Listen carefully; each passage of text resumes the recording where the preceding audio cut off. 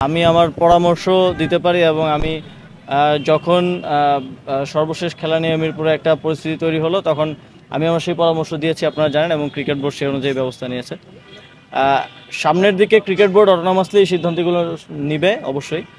সেক্ষেত্রে আমার যে কোনো পরামর্শ যদি ওই সময়ের প্রেক্ষিতে দেওয়ার মতো থাকে, আমি তাদের স্টেডিয়ামগুলোতে যাতে খেলাধুলা নিয়মিত হয় সেটা নিশ্চিত করা।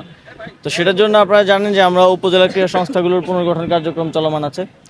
ইতিমধ্যে আমাদের কাছে 9টা উপজেলা, 12টা জেলা আর বিভাগীয় কয়েকটা ইয়ার প্রস্তাবনা এসেছে। আমরা সেগুলো পর্যবেক্ষণের মাধ্যমে, যথাযথ পরীক্ষণের মাধ্যমে সেগুলো পুনর্গঠন করে দেবে এবং তারাই এই দায়িত্বগুলো পালন করবে, লোকালি উপজেলা টুর্নামেন্ট, জেলা টুর্নামেন্টগুলো করার এবং সেই মাঠগুলোকে ব্যবহারে রাখার।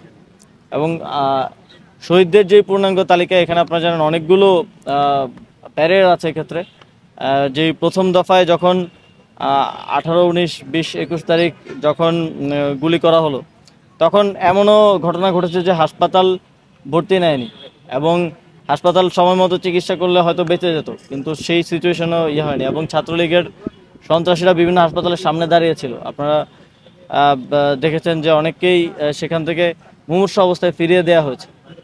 তো সেই ডকুমেন্টগুলো নেই। এবং আরও একটা বিষয় হচ্ছে গণকবর। আপনারা দেখেছেন, গতকালকে আমি নিউজে দেখলাম যে বৈষম্যবিরোধী ছাত্র আন্দোলনের নেতৃবৃন্দ গিয়েছে গণকবর পরিদর্শনে, প্রায় 127 জনের গণকবর। তো সেখানে আমরা সমাজ কল্যাণ মন্ত্রণালয়, স্বাস্থ্য মন্ত্রণালয়ের সাথে কথা বলছি কীভাবে ডিএনএ টেস্ট করার মাধ্যমে তাদেরকে শনাক্ত করা যায়। এই শনাক্তকরণ এবং এই প্রক্রিয়াটা যদি যথাযথ না হয় এখানে, তাহলে এটা নিয়ে একটা প্রশ্ন থেকে যেতে পারে। যেমন মুক্তিযোদ্ধাদের ব্যাপারেও, ভুয়া মুক্তিযোদ্ধার প্রশ্নটা এখনও আমাদেরকে ফেস করতে হয় আজকে 54 বছর পরে এসেও। সেটা যাতে কোনোভাবে না থাকে সেজন্য আমাদের একটু সময় লাগছে, কিন্তু অতি দ্রুতই এই চূড়ান্ত তালিকাটা প্রকাশ করা হবে। কিন্তু তালিকা কিন্তু অলরেডি একটা তালিকা আছে, যে যতটুকু পর্যন্ত আমাদের ভেরিফিকেশন হয়ে গেছে সেই তালিকাটা কিন্তু আছে। এবং যাদেরকে ভেরিফাই করা হচ্ছে নতুন করে, সেটাও তালিকাতে অন্তর্ভুক্তির মাধ্যমে একটা পূর্ণাঙ্গ তালিকা প্রকাশ করা।